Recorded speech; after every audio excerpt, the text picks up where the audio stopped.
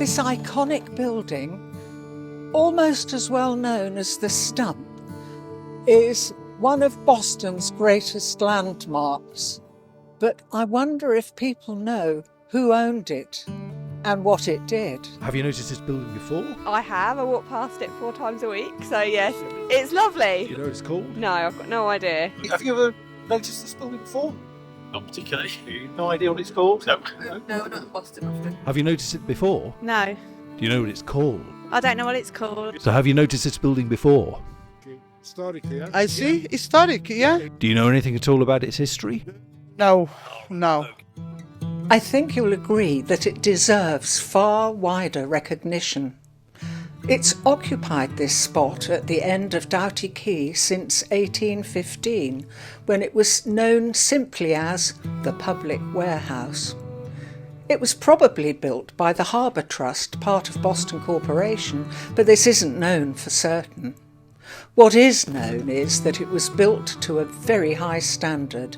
The walls are 1/2 metre thick, it's built of good quality brick with a slate roof and stone lintels, and many other decorative details.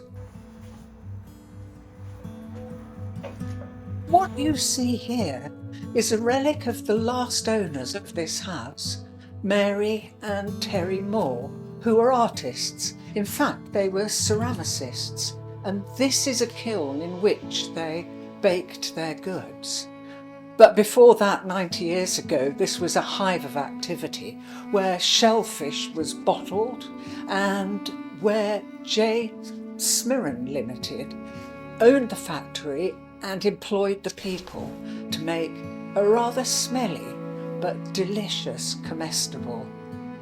What Jan van Smirran advertised as regular as congenial work would have been quite hard and possibly rather smelly. The girls he hired, in some cases travelling all the way from Woodall Spa, would have graded and sorted shrimps landed and loaded directly from the adjacent quay. In 1947, the business was incorporated as J. Van Smirran Limited with a nominal capital of £5,000.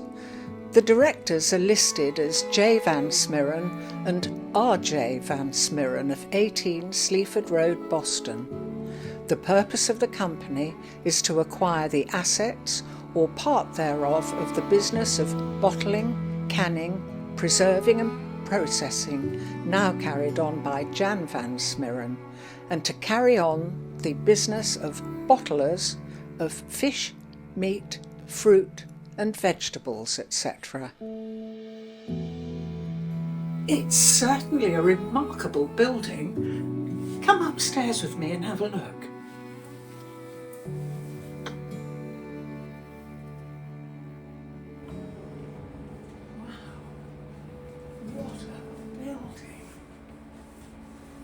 And here you can see the remains of the kitchen that Mr. and Mrs. Moores used when they lived here. It must have been a bit difficult for them, but the views that they had from this room looking out all over Boston and down to the river are remarkable. You can see how convenient the building is with the river below. 100 years ago, this quay would have been busy with boats being unloaded. And that's typical of Boston and its history.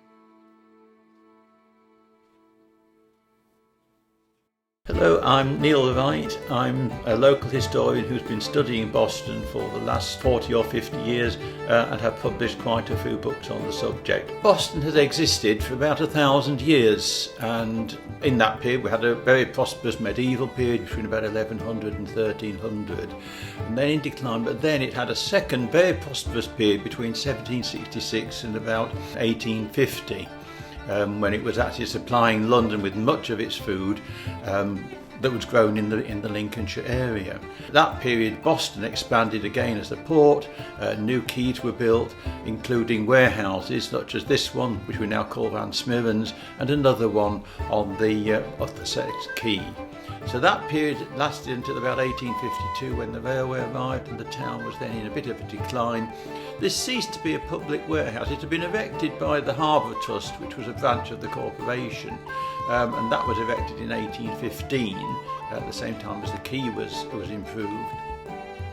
But after that, after 1852, the area declined and it ceased to be in public ownership. It was taken over first of all by Mr. John Field Smythe, and he was a general grocer, a wholesale grocer, and he used that warehouse, and it continued in that particular use for about another 50 years, taken over Mr. Booker, who operated at first as under the trading name of Smith, and then towards the 1920s, Burton Alton took over, and they were also wholesale grocers, but they were only here till about 1930, and then it was empty for about a few years until Mr. Baines took it over. He had got 2 boats catching shrimps in the Wash, and he took this building over next to the river in order to process the shrimps. He was only here for a short time, but then a Mr. Van Smiven took it over in 1939, Jan Van Smiven, carrying on the same business of potting and putting them in bottles and canning them and so on, and also extended it into fruit and other things that he could can. And that use continued again for about another 40 years until 1981, when he sold the business to the Moore family. Oh, the building is certainly very important, very valuable. It's a good quality building and reflects the fact that it was built by the Harbour Trust. They were a branch of the corporation, and so it's very similar in style to the London warehouse that was built on Packhouse Quay. It had an overhanging roof, it had very good quality bricks, except this is a tall, narrow building, and the other one was a long, single 2-storey building. But you've got the quality, you've got the dimensions, you've got the nice symmetrical positioning of the windows on the front of the building. And as I say, the overhanging roof, a good quality slate roof, and also occasionally there's slight stone details around the side. You have slight round-headed windows. We think that it could possibly have been designed by Jephthah Pacey, who was one of the leading architects in Boston at the time and was certainly doing other work for the corporation. We can't be sure it was him, but he was probably the leading architect in the town and the most likely one. The name Boston is short for Botolphstown and is taken from the patron saint of the original parish church of Skirbeck. It is Skirbeck, not Boston, that is mentioned in the Domesday Book. The new town of Boston was then in process of being created in the corner of the old parish on a prime site along the river. And it was the river leading out to sea and into one of the busiest trade routes in the Middle Ages that made Boston flourish. In 1259, King Henry III granted various rights and privileges to members of the Hanseatic League, a sort of medieval forerunner of the European Union.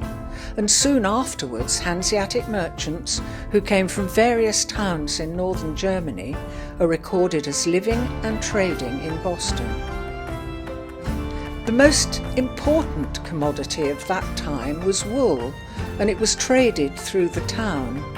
Foreign merchants were encouraged to trade here, and excise duties were collected, and Boston was the busiest port outside London. Boston was busiest between 1100 and 1300, and in 1369 the wool staple was transferred from Lincoln to Boston. But that prosperity was not to last, and by the 15th century the town had lost its favoured trading status and was beginning to decline. It was the sea again that led to Boston's later fame and to its lending its name to the other Boston across the Atlantic. The small group of individuals who were destined to go down in history as the Pilgrim Fathers gathered here, or very near this place, at a spot now called Scotia Creek, a few miles out of Boston, in 1607. They thought they were destined for a new life in Holland, where they hoped to be allowed the religious tolerance denied to them in England. But the captain of the ship betrayed them, and they were arrested.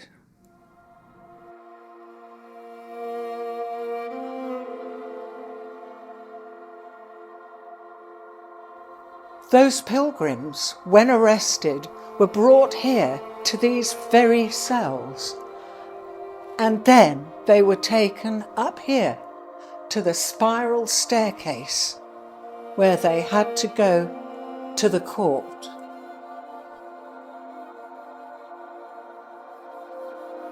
Suddenly to appear in this courtroom for their trial.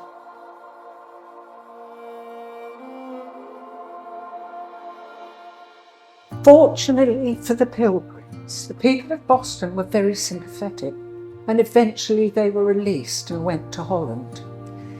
Having briefly returned to England, they set sail from Plymouth on a ship called the Mayflower, on what was to be their final journey to North America. The sympathy of the Bostonians was so great that they generously contributed to the funds and the Mayflower's construction, and on the 11th of December 1620 they landed on the place called New Plymouth, which became the founding colony for New England.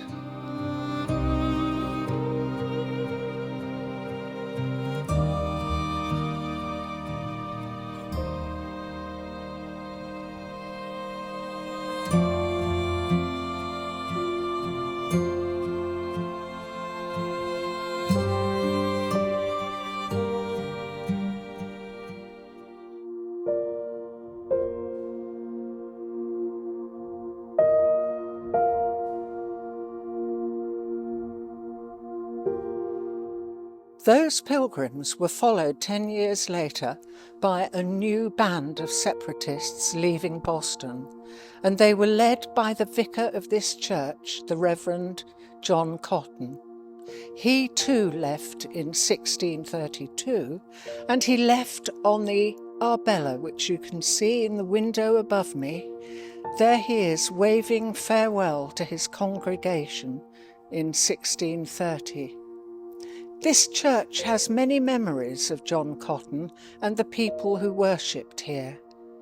We still have the pulpit from which he preached his 4-hour sermons, and in the corner of our northern chapel we have the memorial stone for Wenceslas von Smallenberg, a Hanseatic merchant who died here in Boston in 1340.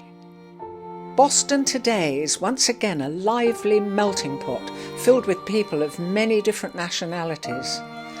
From the top of the church tower here, you can easily see how busy the port of Boston remains. These days, amongst other things, steel is imported from the continent and transported by special freight trains to Birmingham for use in various manufacturing industries. You can clearly see the landmark that is the Van Smeren building from up here.